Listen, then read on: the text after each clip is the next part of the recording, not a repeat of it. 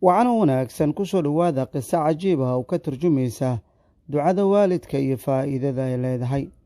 Aabba dhalay 5 gabdhood ayaa waxaa ka geeriyootay xaaskii uu qabay. Wuxuu ku fikiray inuu u guuriyo gabdhihiisa isagoo eegaya sida ay u kala wen yihiin. Gabadhii koowaad ayuu ku yidhi, Aabbe, waxaan doonayaa in aad guursato aan wiil kugu daro. Way ka diiday, waxayna dalbatay in daryeelka aabbaheed iyada ku harto gabdhaha kale ee la dhashay fursadda guurka looga faa'iideeyo.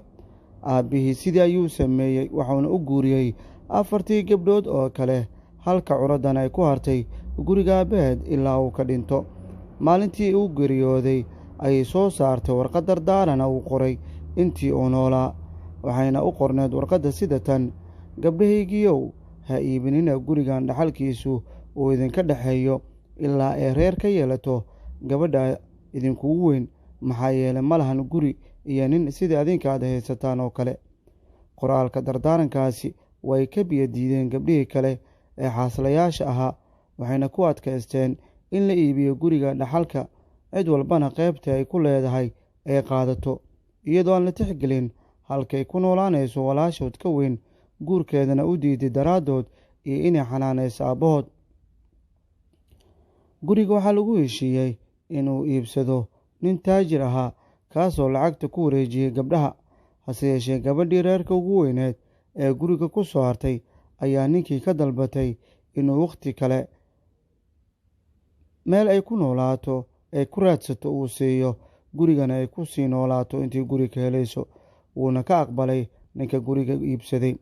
Maalin ayuu la soo xiriiray, waxayna ku tiri, walaal, weli maanan helin hoy kale ee aan ku noolaado, ee fursad kale isii adoo mahadsan.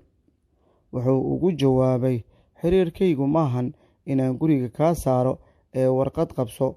Waxaan kuu saxiixayaa go'aan maxkamadeedna aan kugu hadideynayaa gurigan aad degantahay hadda. Haddii aad doontana waad iga aqbali kartaa inaan ku mehersadoon ku guursado, maxaa yeelay aad baan u danaynayaa inaad xaaskayga noqoto. Gabadhii farxad ayay la ilmaysay, wayna aqbashay guurka taajirkii hibada u siiyey gurigii aabbaheed. Sidaas ayayna ku hantisay nin wanaagsan iyo gurigii aabbaheed. Waxayna ogaatay inuu ilaahay uusan dayacaynin kuwa wanaagga fala. Waalidka oo loo samafalaa waxaa lagu hantiyaa wanaag adduun iyo mid aakhiro. Fadlan sheekadan sheergaree si ay u noqoto mid dad badan ay ka faa'iidaystaan. Waxaan idinla socodsiinaya wariyaha arrimaha bulshada Gacal Ayman. Si sheekadan iyo sheekooyin kale aad u xiiso badan aad u heshaan, fadlan subscribe saar barta aan ku leeyahay YouTube-ka ee Gacal Ayman.